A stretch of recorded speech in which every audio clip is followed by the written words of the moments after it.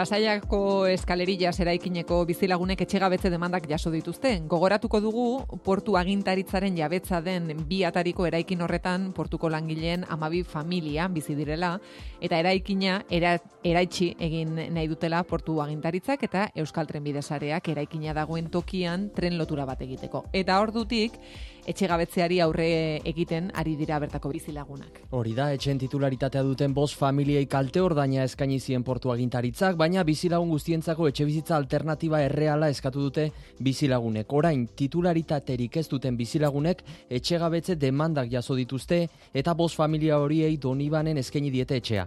Baina uko egin diote eskaintzari, batetik ez dituelako bizilagun guztiak kontutan hartzen eta bestetik etxe horiek ez daudelako hutsik. Donibaneko eraikinean bizi diren familiak ere bota beharko lituzkete horretarako. Unai Moriones, Oarsoaldeko etxebizitza sindikatuko kide, arratsaldeon. Arratsaldeon Olaia eta arratsaldeon Erik. Unai, hasteko aipatu dugu etxegabetze demandak jaso dituztela, titularitaterik ez duten familiek, baina nola daude animoz momentu honetan? Bueno, egia esan ukituta hoi ukaezina da. Baina, kontuan izan da, lehenengo kontaktutan o lehenengo harremanetan euren etxeak joan den urteko abendurako utzi zituztela esan zietela eta ondoren aurreko urteko ekainerako ere bai. Hori kontuan izan da, esperantza pitxin batekin bai, ordutik borrokan diraute eta hortan jarraitzen dute.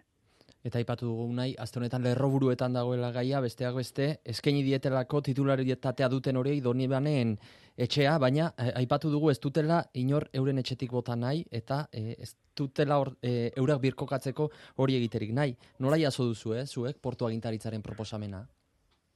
Hau izan da oraingoan, lehenengo eta behin, hau izan da, kartau nolaiteko mehatxu tono batin etortzen zan, argita garbi, zeatikan, satezalako hain zuzen, aukera hori onartu ezean, beraien gaur egun vigente daukaten kontratua eten egingo zutela.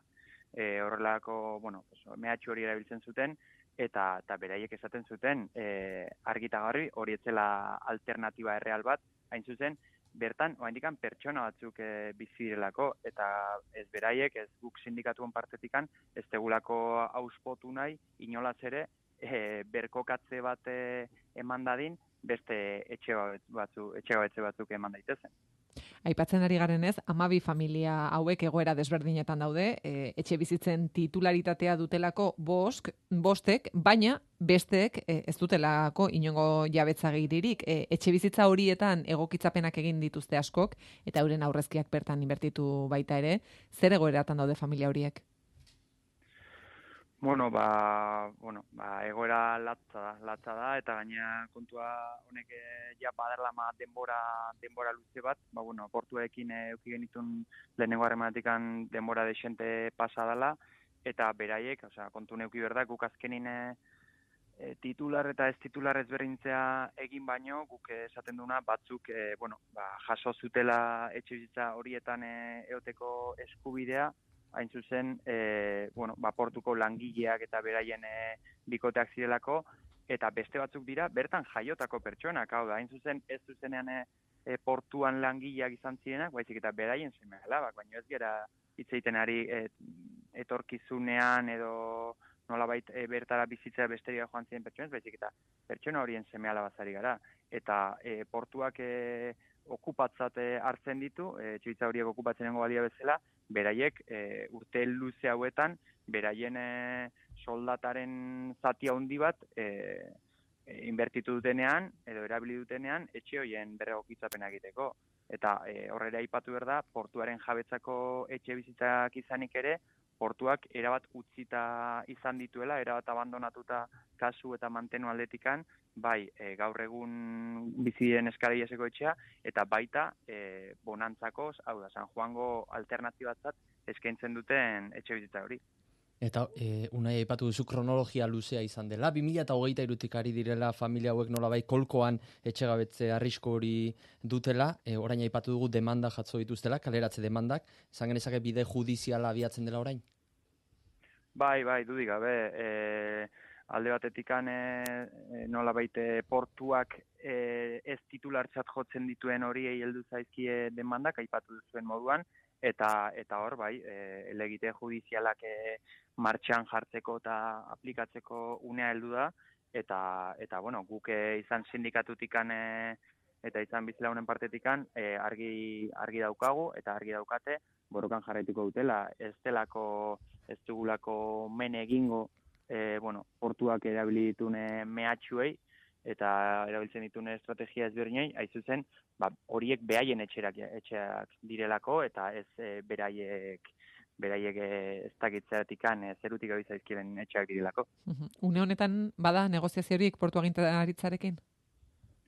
Egia izor, ez zer gutxi, portuak duela ja urte terdi izan genitun zenbait bilera beraiekin, baina portuak oso jarrera hermetikoa dauka zentzu hortan, ez ditu etxe horien jabetzat onartu nahi, eta ez du egin hori inoiz egia esan, eta hartara beraiekin aurrez aurre negoziatzeko edota hitzeiteko ere ez du inolako borondaterik, eta jadanik hori beraiek mugatzen dira abokatuen arteko elkarrizketa batzuk izatera. Beraz, prozesuak orain borroka prozesu horrek jarraituko du, aipatzekoa da asko 80 urtetik gorakoak direla bertan bizi direnak, gainera urte asko daramatzetela elkarrekin bizitzen, orduan batetik, zaila izango dela pertsona hauentzat adin horrekin prozesu hau bizi behar izatea, baina bintza bizilagunekin egingo dutela, horrek ere badu garrantzia unai.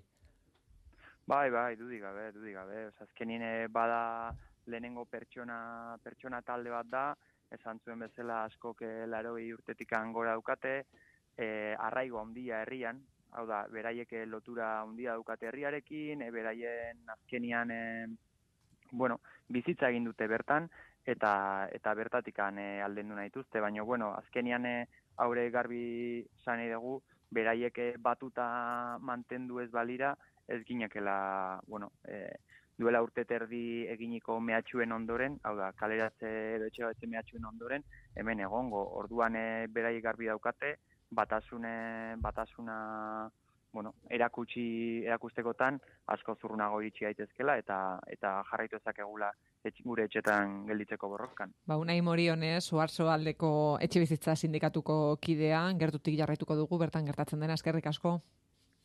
Zuei, eta txalde hona izan. Berdin.